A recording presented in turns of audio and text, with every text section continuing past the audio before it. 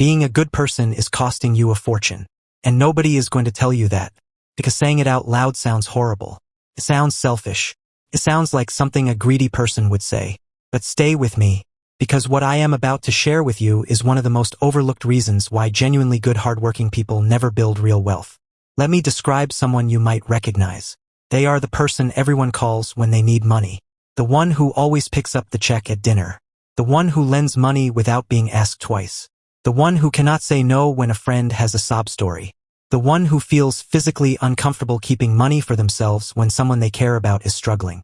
From the outside, this person looks generous, warm, giving, admirable even.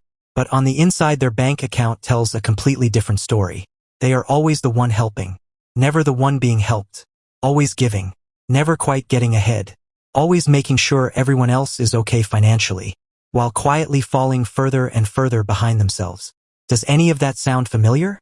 There is a term in psychology called compulsive generosity, and it is far more common than most people realize. It looks like kindness on the surface, but underneath it is often driven by fear. Fear of rejection, fear of conflict, fear of being seen as selfish or uncaring. And that fear is costing people their financial future, one loan, one dinner, one unpaid favor at a time. The first way being too nice destroys your wealth is through chronic overgiving. There is a difference between generosity and compulsive giving. Real generosity comes from abundance. You give because you have enough and you want to share. Compulsive giving comes from something else entirely. It comes from the inability to say no, from the fear of disappointing people, from a deep need to be needed. And compulsive givers almost never give from abundance. They give from their last. They give when they cannot afford to. They give because the discomfort of saying no feels worse than the damage of saying yes. Studies suggest that people who struggle with financial boundaries are significantly more likely to carry high levels of personal debt. Not because they spent on themselves, but because they spent on everyone else. The fix is not to stop being generous. The fix is to build what financial therapists call a generosity budget. A set amount each month that you are genuinely free to give away however you choose. Once it is gone, it is gone. And giving beyond that amount requires the same consideration you would give any other major financial decision. Generosity with boundaries is still generosity. It is just sustainable. Now here is the one that makes people genuinely uncomfortable, because it involves the people closest to them. The second way is through enabling the people you love. This one is painful, because it comes entirely from love. When someone you care about is struggling financially, every instinct you have tells you to help, to rescue, to fix it, because watching someone you love suffer is genuinely unbearable. But there is a crucial difference between helping someone and enabling them. Helping someone builds their capacity to handle their own financial life. Enabling someone removes the consequences that would have motivated them to build that capacity themselves.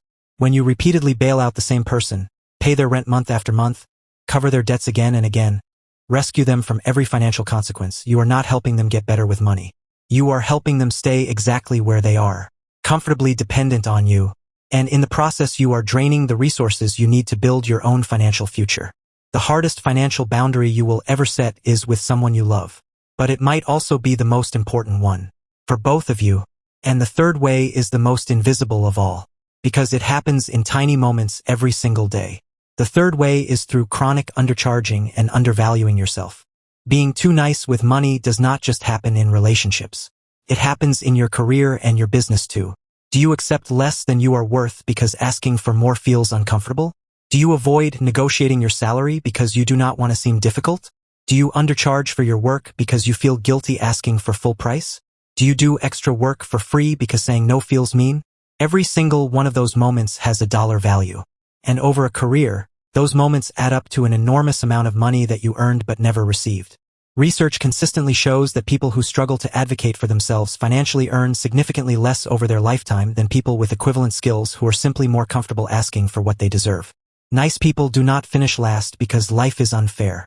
Nice people finish last because they keep volunteering to go last, and then wondering why they never get to the front. Your skills have value. Your time has value. Your work has value. And claiming that value is not arrogance. It is self-respect. Here is the truth I want you to sit with. You can be a genuinely good person and still have financial boundaries. You can be warm, generous, and loving and still say no when saying yes costs you your future. In fact, the most financially responsible thing a good person can do is build their own wealth first. Because a financially strong person can give more over a lifetime than a financially drained one ever could. You cannot pour from an empty cup. And you cannot build a life for the people you love if you have given away everything needed to build it. Being nice is a beautiful quality. Just make sure you are being nice to yourself too.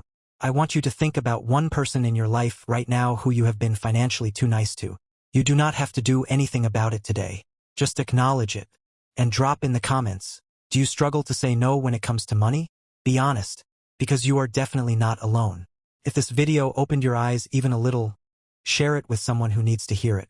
Because this is the kind of conversation that changes lives. Hit subscribe because every week we go deeper into the psychology behind money. And trust me, you do not want to miss what is coming next. I will see you there.